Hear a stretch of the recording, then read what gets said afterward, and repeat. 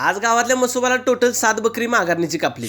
तर पब्लिक मी सोयल्या चिकनवाला. अधिक महिना चालू झाला की गावातल्या मसोबाला बकरी कापून चालत नाही, त्यामुळे आज शेवट दिवस होता, त्यामुळे सगळीजण जत्रा आज करून घेत होती. आज मला टोटल 7 बकरी कापायची होती, त्यामुळे लवकर आवरून डायरेक्ट मसोबा जवळ गेलो. मग पहिल्यांदा ह्या दाजींचं बकरं कापून घेतलं आणि तिथनं डायरेक्ट गेलो दुकानावर. चमडं बिमडं काढलं आणि कटिंगला भावासनी दिलं. आज जरा मदतीला आपला भाऊ पण आलता, त्यामुळे जरा काम लवकर आवरलं. आज मी नुसता जाऊन मसोबा जवळ बकरं कटिंग करत होतो आणि तिथनं येऊन चमडं काढायचो आणि ह्या भावासनी कटिंग करायला देत होतो. आज बाकी माझा बुक्काच पडला. सगळी मोठी मोठी बकरी होती. गुरव साहेबांनी डायरेक्ट 30 किलोचं बकरं घेऊन आलती. माघारणीची जत्रा करायची परंपरा ही आमच्या गावात वर्षानुवर्ष चालत आलेली आहे. त्यामुळे आपल्या गावातनं दुसऱ्या गावात नांदाय गेलेली मुलगी तिला पण आपल्या गावाची जरा उगाच ओढ लागते. प्रत्येक मुलगीला आपल्या माहेरची कायमच ओढ असते. त्यामुळे असा छोट्या मोठ्या कार्यक्रमामुळे तिला पण बरं वाटत असते. कुणाकुणाच्या गावात माघारणीची जत्रा करायची परंपरा आहे हे मला कमेंट करून नक्की सांगा. जेवाय बाकी मला सगळ्यांच्यात बोलवलं, पण मला सगळीकडे जाता आलं नाही. शुभम दादीने माझा आहेरपान पण केला आणि मला दक्षिणा पण दिली. असं आमचं छोटंसं गाव आहे जिथं छोट्या मोठ्या परंपरा सगळ्या आनंदाने साजरा करतात. हा व्हिडिओ तुम्हाला कसा वाटला हे मला कमेंट करून नक्की सांगा आणि जाता जाता आपल्या अकाउंटला फॉलो करा.